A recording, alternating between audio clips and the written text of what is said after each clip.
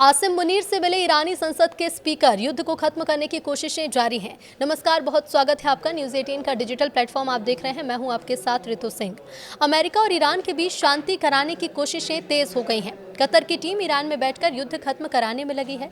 पाकिस्तान के army chief field marshal Asim Munir भी Iran पहुंच गए हैं। इसी बीच संयुक्त अरब अमीरात के राष्ट्रपति सलाहकार अनवर गरगाश ने शुक्रवार को साफ कहा कि अमेरिका ईरान समझौते के चांस 50-50 हैं और अगर फिर से जंग भड़के तो पूरा इलाका हिल जाएगा। उधर व्हाइट हाउस में डोनाल्ड ट्रंप ने अपनी राष्ट्रीय सुरक्षा टीम के साथ बैठक की, जिसके बाद ये अटकलें और तेज हो गईं कि अमेरिका फिर से ईरान पर सैन्य हमला कर सकता है।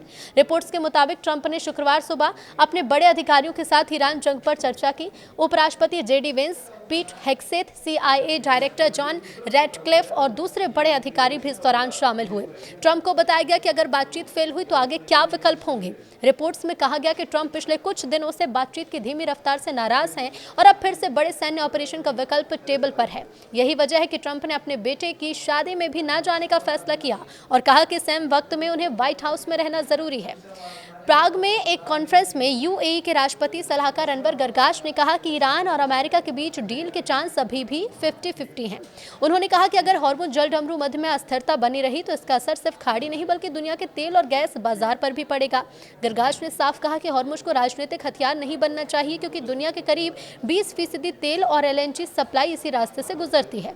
आखिरी वक्त में मुनीर का तेहरान दौरा भी है। इसी बीच पाकिस्तान के जो सेना प्रमुख फील्ड मार्शल आसिम मुनीर, वो भी तेहरान पहुंच गए हैं। वो ईरान के बड़े सैन्य अधिकारियों से मुलाकात कर आखिरी वक्त में बातचीत का रास्ता निकालने की कोशिश करेंगे। कतर का भी एक प्रतिनिधिमंडल तेहरान पहुंचा है। अमेरिकी अधिकारियों ने बातचीत की मौजूदा हालात को बेहद मुश्किल बताया है। उन्होंने कहा है कि ड्राफ्ट रोज आ जा रहे हैं लेकिन कोई बड़ी सफलता नहीं मिल रही। अगले 24 घंटे काफ़ी अहम है। ईरान ने भी कहा कि बातचीत जारी है लेकिन अभी डील करीब नहीं। ईरान ने कहा कि अमेरिका बहुत सख्त शर्तें लगा रहा है। आगे डील होगी या फिर मिसाइल चलेगी, अगले 24 घंटे पूरे पश्चिम एशिया की दिशा तय कर सकते हैं। इधर ईरानी संसद के स्पीकर मोहम्मद बाघर गालिबफ ने तेहरान में पाकिस्तानी सेना प्रमुख आसिम मुनीर से मुलाकात की। ईरानी सरकारी मीडिया के मुताबिक ये मुलाकात क्षेत्रीय तनाव को लेकर जारी कूटनीतिक प्रयासों का हिस्सा थी। ईरान की अपनी यात्रा के दौरान मुनीर ने विदेश मंत्री अब्बास अरागची की मौजूदगी में ईरानी राष्ट्रपति मसूद पेजेशकियान से भी मुलाकात की। मोहम्मद बाघर गालिबफ युद्ध संधि को लेकर चल रही मीटिंग में शीर्ष वार्ताकार हैं। अब ऐसे में स्ट्रेट ऑफ हॉर्मुज़ से 24 घंटे में 25 जहाज गुजर चुके हैं। IRGC ने यह दावा किया है कि इस्लामिक रेवोल्यूशनरी गार्ड कॉर्प्स की नौसेना ने पुष्टि की है कि पिछले 24 घंटे में 25 जहाज स्ट्रेट ऑफ हॉर्मुज़ से गुजरे हैं।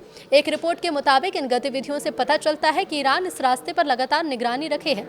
ये जानकारी ईरानी सेना के उस लगातार प्रयास के बाद सामने आई जिसका उद्देश्य इस जल मार्ग पर अपना कंट्रोल करना है। स्ट्रेट ऑफ हॉर्मुज़ ऊर्जा आपूर्ति के लिए एक अहम कड़ी का काम करता है।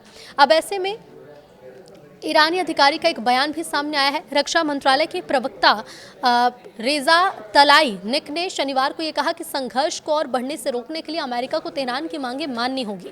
एक रिपोर्ट के मुताबिक, जिसमें ईरानी सरकारी media outlet Tasnim news agency का हवाला दिया गया, अधिकारी ने चेतावनी भी दी कि लगातार टकराव से वाशिंगटन और उसके अंतर्राष्ट्रीय सहयोगियों को और ज्यादा नुकसान होगा। तलाईनिक ने चल रही शत्रुता को तीसरा थोपा गया युद्ध बताया और जोर देकर कहा कि अमेरिकी ज़ायोनी दुश्मन के लिए सैन्य और कूटनीतिक दोनों ही क्षेत्रों में बाहर निकलने का केवल एक ही रास्ता है।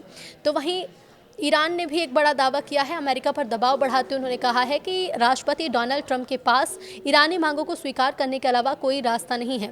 रक्षा मंत्रालय प्रवक्ता रजा तलाईनिक ने कहा कि अगर वाशिंगटन ईरान के अधिकारों को नहीं मानता तो ट्रंप को हार का सामना करना पड़ सकता है। दावा किया गया कि युद्ध और कूटनीति दोनों मोर्चों पर अमेरिका के लिए रास्ता वही है जिसमें ईरानी प्रस्तावों को स्वीकार किया जाए।